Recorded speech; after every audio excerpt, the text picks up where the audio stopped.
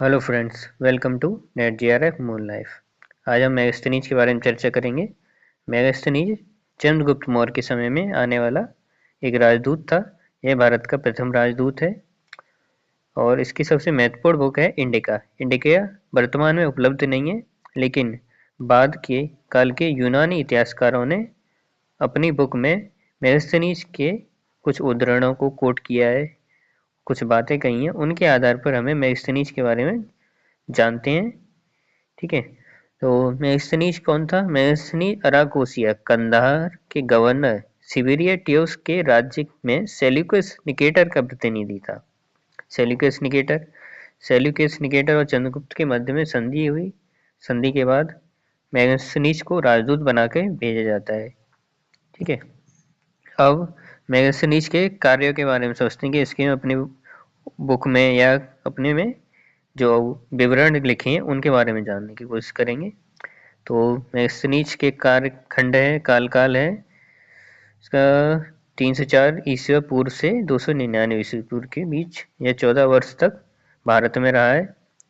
इसने विवरण दिए मौर्यकालीन राजनीतिक, सामाजिक, धार्मिक, आर्थिक तथा व्यापार वाणिज्य की दशा पे अपने ओवरव्यू दिया है। जो इस लेक्चर में हम जो कुछ मोटी मोटी बातें हैं जो मेगास्थनीज से जुड़ी हैं उन पे हम चर्चा करेंगे। तो मेगास्थनीज ने क्या कहा है कि भारत में 7 वर्ग थे। जिन 7 वर्ग में दार्शनिक, कृषक, शिकारी व पशुपालक। जैसे पहले नंबर पे है दार्शनिक, दूसरे पे है कृषक, तीसरे पे शिकारी व पशुपालक, चौथे पे व्यापारी एवं शिल्पी, पांचवे पे योद्धा सैनिक, छठवें पे निरीक्षक गुप्तचर, सातवें पे मंत्री सलाहकार या पार्षद।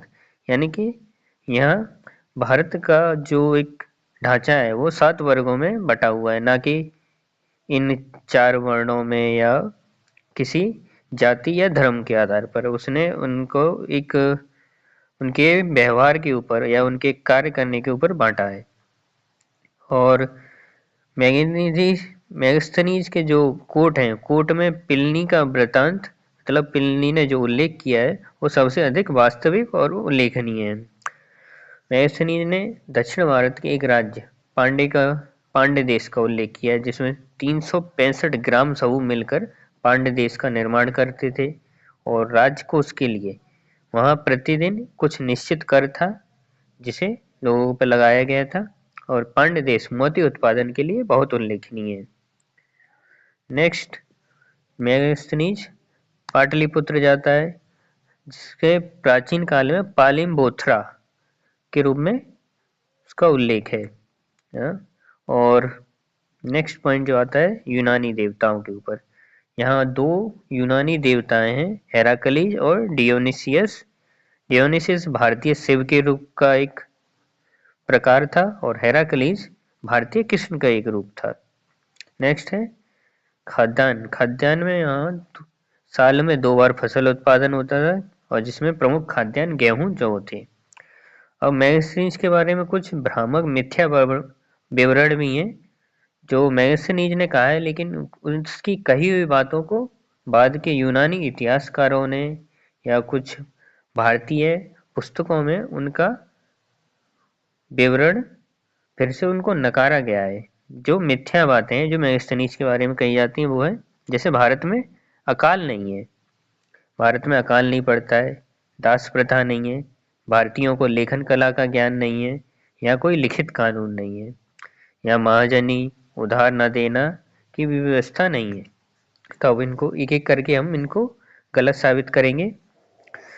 जैसे भारत में महाजनी उधार न देने की व्यवस्था का उल्लेख कौटिल्य के अर्थशास्त्र में मिल जाता है। और लेखन कला के लिए यूनान इतिहासकार कर्टियस और निरयाकस ने कहा है, कर्टियस ने कहा है भारत में पेड़ की छाल लिखने में उपयोग होती थी, और निरयाकस ने कहा है कि सन के कपड़े पर लेखन किया जाता था।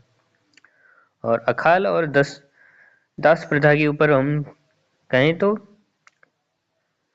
क्योंकि भारत में दासों की स्थिति संतुष्ट या फिर संतोषजनक थी, इसलिए उन्हें नहीं लगा कि यहाँ दास प्रथा है। और अकाल के लिए 100 गोरा में अकाल के समय भंडार खोलने, अनाज वितरण की व्यवस्था की गई थी, ऐसा उल्लेख हमें मिलता है इसके बाद हम चलते हैं नेक्स्ट स्लाइड पर, उस पर हम और चर्चा करेंगे।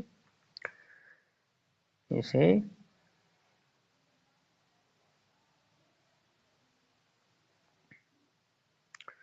मेगास्थनी, ये भारत में 14 वर्ष इंडिका बुक। अब इस बुक के बारे में जानने के लिए कोशिश करते हैं। जैसे बुक, इंडिका बुक है ना, ये अभी उपलब्ध नहीं है, तो इसके लिए इसके उद्धरणों को इकट्ठा करके E.A. स्वानबैक ने इंडिका प्रकाशन के नाम से इसका उद्धरण संग्रह है, जो 1840 ईस्वी में आया, और इसका अंग्रेजी अनुवाद J.W. मैकग्रिडल ने अंग्रेजी अनुवाद किया है 1891 में। और जो इंडिका के बुक के कोट हैं, जो बाद के यूनानी लेखकों ने लिखे हैं, उनमें प्रमुख लेखक हैं स्ट्रैबो, पिएलिनी, एरियन, प्लूटार्क, जस्टिन, डायोडोरस। यहाँ एक महत्वपूर्ण बात और है कि मेगास्थनी जब पतंजलि ने कौटिल्य के नाम का उल्लेख नहीं किया गया है, एक बात हो जाती है। इसके बाद है स्ट्रैबो, मेगास्थनीज एवं जस्टिन, इन इतिहासकारों ने चंद्रगुप्त मौर्य को सेंड्रोकोटस के नाम से उल्लेख किया है। सेंड्रोकोटस के नाम से यहाँ उल्लेख होता है, और इसकी पुष्टि विलियम जोन्स ने की है। मैं सेंड्रोकोटस की पहचान चंद्रगुप्त मौर्य के रूप में विलियम जोन्स ने की है, और पालीबोथरा को पाटलिपुत्र के नाम से भी पहचाना है विलियम जोन्स ने। मेगास्थनीज के बारे में और अगला है, मेगास्थनी ने सैन्य प्रशासन को 6 समितियों में बांटा है, जिसमें 5 सदस्य होते थे।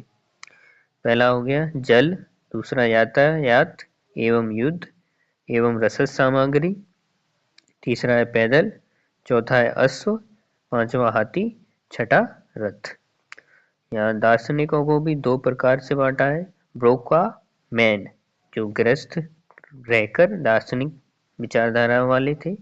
सेकंड सारा मैन, जो सन्यासी के रूप में जो बाहर रह के अपना जीवन यापन करते थे। नेक्स्ट पॉइंट है दार्शनिक मंडलिक एवं सिकंदर के बीच वार्तालाप का भी उल्लेख मेगास्थनीज करता है। हम चर्चा कर रहे थे मिथ्या विवरणों पे, जिसमें 2 पॉइंट यहाँ हम पहले ही चर्चा कर चुके हैं, तो यहाँ